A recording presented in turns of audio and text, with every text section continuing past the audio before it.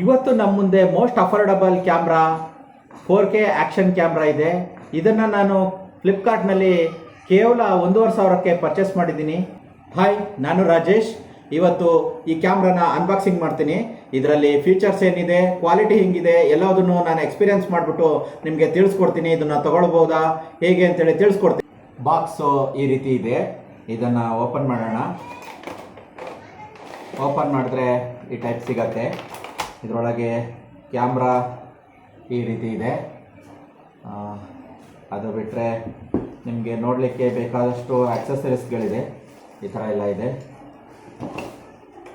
ಆಮೇಲೆ ಇದೊಂದು ಫ್ಲಿಪ್ಕಾರ್ಟ್ನವ್ರದ್ದು ಅಟೆನ್ಷನ್ ಅಂತೇಳಿ ಒಂದಿದೆ. ಕ್ಯಾಮ್ರಾ ವಿತ್ ಕೇಸು ಬರುತ್ತೆ. ಡಿಫ್ರೆಂಟ್ ಟೈಪ್ಸು ಮೌಂಟ್ಗಳು, ಬೆಲ್ಟ್ ಇದೆ. ಆಮೇಲೆ ಇದು ಹೆಲ್ಮೆಟಿಗೆ ಹಾಕೋ ಮೌಂಟು. ಆಮೇಲೆ ಟ್ರೈಪಾಡಿಗೆ ಎಲ್ಲ ಹಾಕುವಂಥದ್ದು ಮೌಂಟು. ಆಮೇಲೆ ಒಂದು ಕೇಬಲ್ ಕೊಡ್ತಾನೆ, ಮೈಕ್ರೋ USB ಕೇಬಲ್ಲು. ಕೇಸ್ ಈ ರೀತಿ ಇದೆ. ಕೇಸು ಇದ್ದಂಗೆನೇ ಈ ಬಟನ್ಗಳನ್ನೆಲ್ಲ ಆಪ್ರೇಟ್ ಮಾಡ್ಬೋದು ಇವನ್ನೆಲ್ಲ. ಓಕೆ, ಕೇಸ್ ಓಪನ್ ಮಾಡಿ ನೋಡೋಣ.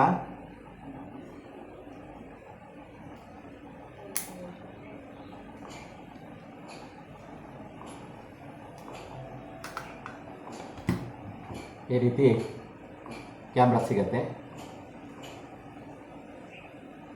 ಕೇಸ್ ಒಳಗೆ ಹಾಕಿ ಕ್ಯಾಮ್ರಾನ 30 ಮೀಟ್ರು ಆಳದೊಳಗೂ ಹಾಕಿ ಅಂಡರ್ ವಾಟರ್ ಶೂಟಿಂಗ್ ಮಾಡ್ಬೋದು.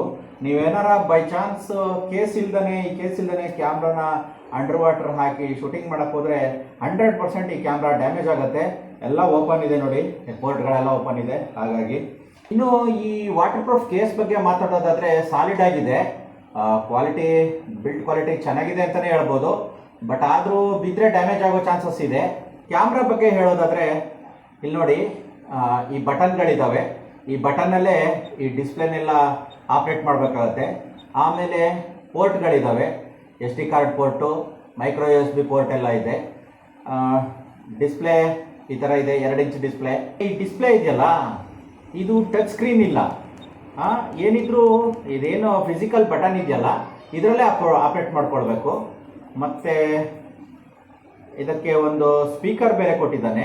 ನಾವೇನಾರ ವಿಡಿಯೋ ರೆಕಾರ್ಡ್ ಮಾಡಿದ್ದು ಇದರಲ್ಲೇ ನಾವು ಕೇಳ್ಕೊಳ್ಬೋದು. ಆಮೇಲೆ ಮೈಕ್ರೋಫೋನನ್ನು ಇನ್ಬಿಲ್ಟ್ ಆಗಿ ಕೊಟ್ಟಿದ್ದಾನೆ, ಇದರೊಳಗೆ ಇದೆ. ವೈಫೈ ಸಮೇತ ಒಂದು ಇದೆ, ಅದೊಂದು ಒಳ್ಳೆ ಖುಷಿ ವಿಚಾರ.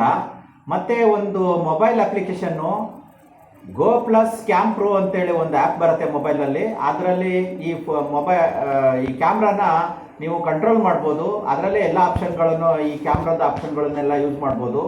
ಇದೊಂದು ಒಳ್ಳೆ ಚೆನ್ನಾಗಿ ಮಾಡಿದ್ದಾನೆ. ಆಪ್ರೇಟ್ ಆಗುತ್ತೆ, ತುಂಬ ಚೆನ್ನಾಗುತ್ತೆ. ಬಟ್ ವೈಫೈ ವರ್ಷನ್ನು ಸ್ವಲ್ಪ ಸ್ಲೋ ಇರೋದ್ರಿಂದ ಫೈಲ್ಗಳು ಸ್ವಲ್ಪ ನಿಧಾನಕ್ಕೆ ಟ್ರಾನ್ಸ್ಫರ್ ಆಗ್ಬೋದು ಅಷ್ಟೇ. ಇದರ ಡಿಸ್ಪ್ಲೇ ಬಗ್ಗೆ ಹೇಳೋದಾದರೆ 2 ಇಂಚು ಡಿಸ್ಪ್ಲೇ ಬರುತ್ತೆ.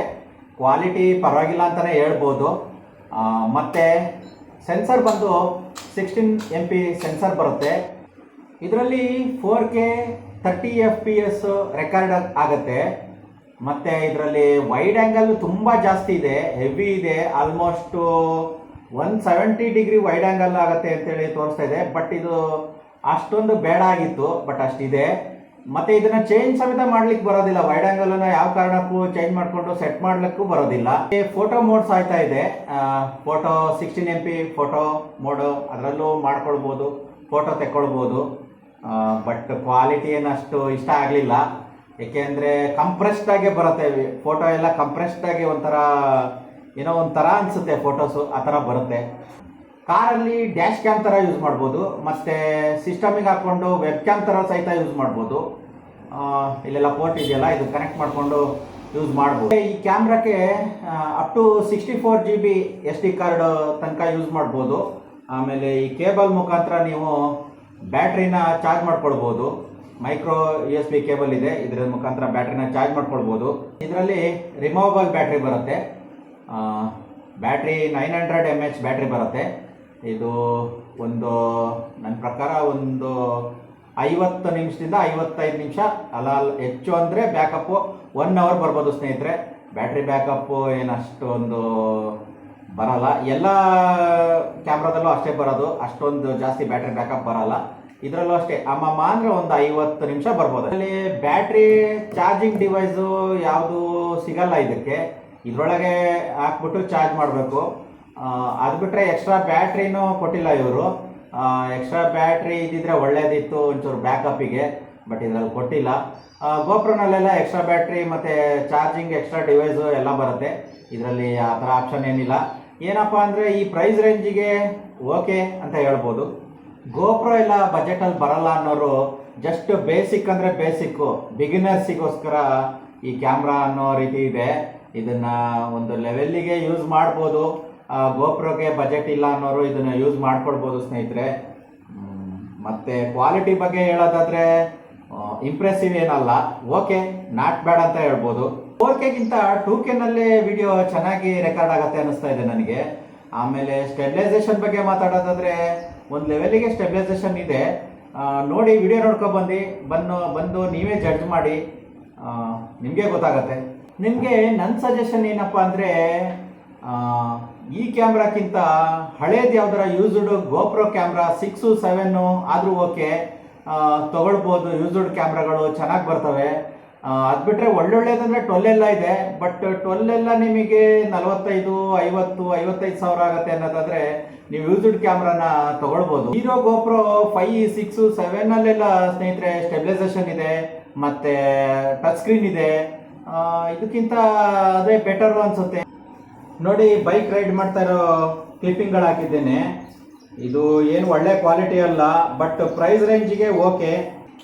ಇದಿಷ್ಟು 4K ಅಲ್ಟ್ರಾ HD ಕ್ಯಾಮ್ರಾದ ಬಗ್ಗೆ ಇರುವಂಥ ಮಾಹಿತಿ. ನಿಮಗೆ ಏನನ್ನಿಸ್ತು ಕಮೆಂಟಲ್ಲಿ ಹಾಕಿ. ದಯವಿಟ್ಟು ತಗೊಳ್ಳೋದಾದರೆ ಡಿಸ್ಕ್ರಿಪ್ಷನ್ನಲ್ಲಿ ಲಿಂಕ್ ಹಾಕಿರ್ತೀನಿ, ಹೋಗ್ಬಿಟ್ಟು ಕಾಲ್ಸ್ ಮಾಡಿ, ಪರ್ಚೇಸ್ ಮಾಡಿ. ಐ ಹೋಪ್ ನಿಮಗೆ ಈ ವಿಡಿಯೋ ಇಷ್ಟ ಆಯಿತು ಅಂದ್ಕೊಳ್ತೀನಿ. ಇಷ್ಟ ಆಗಿದ್ದರೆ ಲೈಕ್ ಮಾಡಿ, ತುಂಬ ಇಷ್ಟ ಆಗಿದ್ದರೆ ಎಲ್ಲರಿಗೂ ಶೇರ್ ಮಾಡಿ. ಯಾರ್ಯಾರು ಸಬ್ಸ್ಕ್ರೈಬ್ ಮಾಡ್ಕೊಂಡಿಲ್ಲ ಸಬ್ಸ್ಕ್ರೈಬ್ ಮಾಡ್ಕೊಳ್ಳಿ ದಯವಿಟ್ಟು. ಬೆಲ್ ಐಕನ್ ಕ್ಲಿಕ್ ಮಾಡಿ. ಓಕೆ, ನೆಕ್ಸ್ಟ್ ವಿಡಿಯೋನಲ್ಲಿ ಸಿಗೋಣ.